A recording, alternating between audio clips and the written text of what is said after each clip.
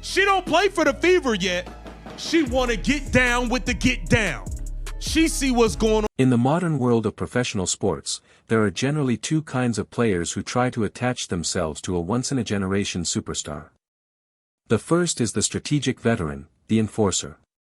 This is the player who sees a real opportunity to win at the highest level and willingly sacrifices personal stats, touches, and spotlight to protect the franchise centerpiece at all costs. Then there's the second type. The opportunist. The clout chaser.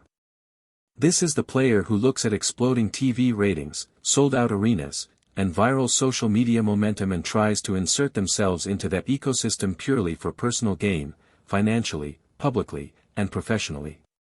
Right now, the Indiana Fever sit directly at the center of the global sports conversation. Caitlin Clark has generated a financial tidal wave so powerful that free agents, role players, and even deep bench contributors across the league are suddenly trying to find a way to put on a Fever jersey.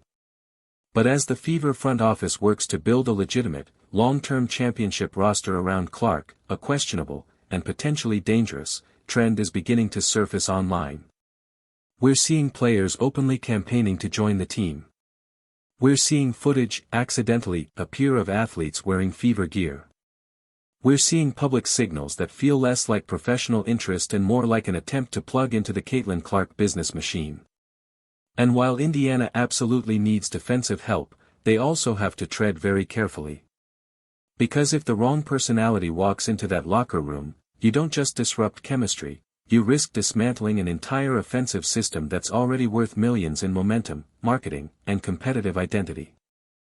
All of this roster construction is unfolding under the looming shadow of a possible league-wide lockout, adding another layer of urgency and uncertainty to every decision being made. Welcome to the breakdown. Let's examine what's really driving. I don't know what it is, Scrabble, I don't know what it is, but what she got on? She got on Indiana Fever merch. She don't play for the Fever yet. She want to get down with the get down. She see what's going on. She wants in, plain and simple. She recognizes exactly what's happening here. And from a purely tactical basketball standpoint, this is precisely the kind of physical profile the Indiana Fever need to target. At 6 feet 3 inches, 185 pounds, she brings athletic rim protection, the ability to switch on the perimeter, and the toughness to set punishing screens. She fits the mold of a defensive enforcer. History shows that every great offensive dynasty had one. The legendary scorers always needed someone willing to handle the physical grind. The star shines, but the enforcer absorbs the contact, sets the tone, and does the dirty work that keeps the system functioning. Caitlin Clark, who took constant bumps, bruises, and aggressive targeting throughout her rookie season, clearly needs that kind of presence.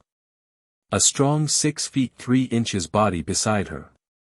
Someone willing to step in, commit the hard fouls when necessary, and physically deter anyone thinking about taking cheap shots at the franchise point guard. But the physical tools are only about 10% of the equation. The other 90% is psychological alignment.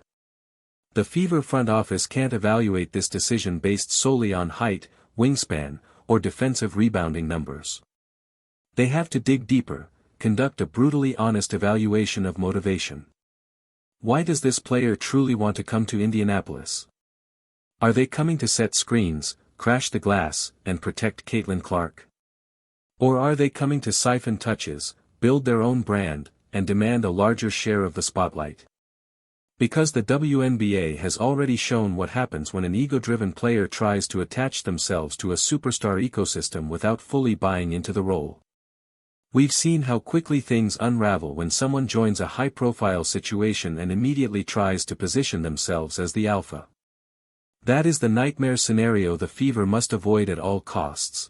Here and robbing us, we don't need no more of that, okay?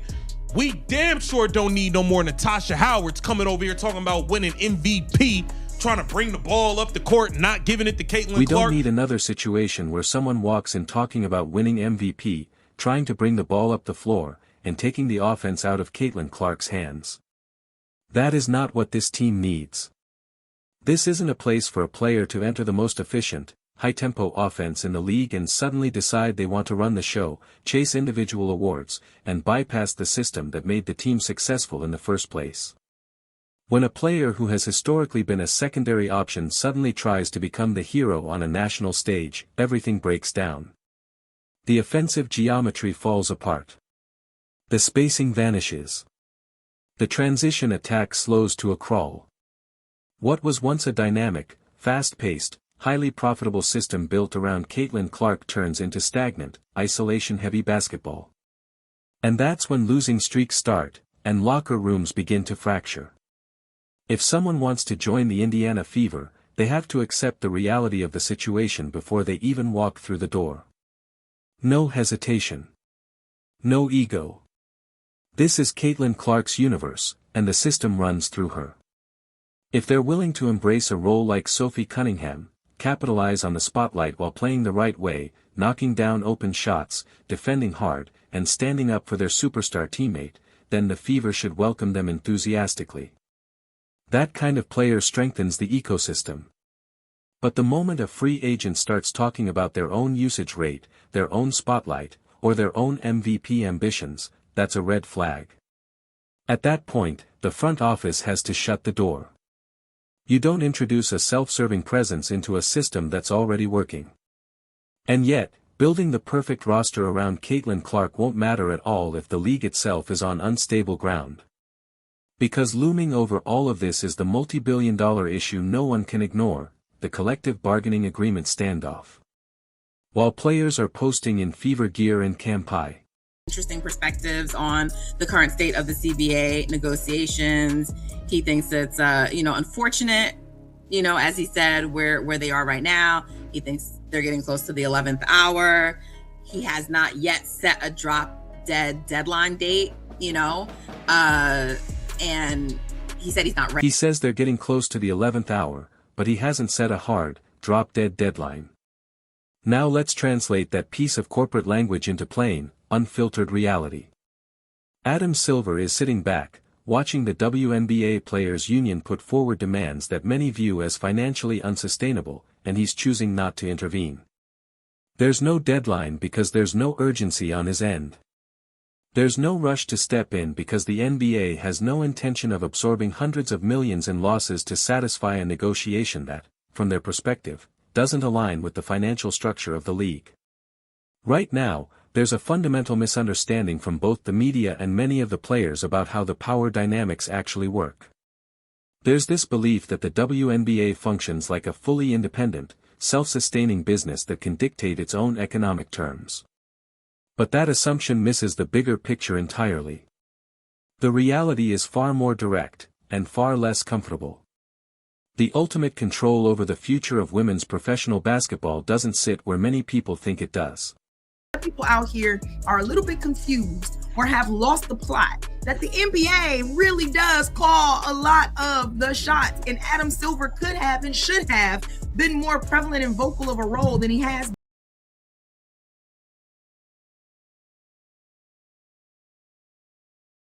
The NBA really does hold significant influence here, far more than most people realize. The truth is, the WNBA is, and always has been, a heavily subsidized extension of the National Basketball Association. The NBA owns half the league. Its infrastructure negotiates the television deals. Its systems provide the operational framework. Adam Silver is deeply involved behind the scenes, and his stance throughout these negotiations has been consistently firm. From the NBA's perspective, the revenue-sharing model being pushed by the players' union simply isn't viable. League leadership has already communicated, months ago, that a 50-50 split, or even something approaching 30% of gross revenue, doesn't work for a league that has historically operated on razor-thin, and often negative, margins. Silver has a multi-billion-dollar NBA media landscape to manage. He's focused on international growth, long-term rights deals, and maintaining stability within his own league. There is neither the time nor the financial incentive to absorb massive losses tied to negotiations that don't align with the underlying economics. So instead of stepping in, he's allowing the process to unfold on its own terms. If that means owners choose to lock arena doors, pause operations, or even sacrifice a season to force a reset at the bargaining table, the NBA appears willing to let that pressure play out. From a business standpoint, it becomes a waiting game, one side betting urgency will force compromise, the other confident it can outlast the standoff. And that's where the irony becomes impossible to ignore.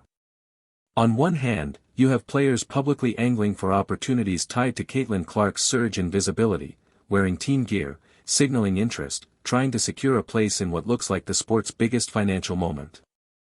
On the other hand, the same collective structure is locked in a dispute that could jeopardize that very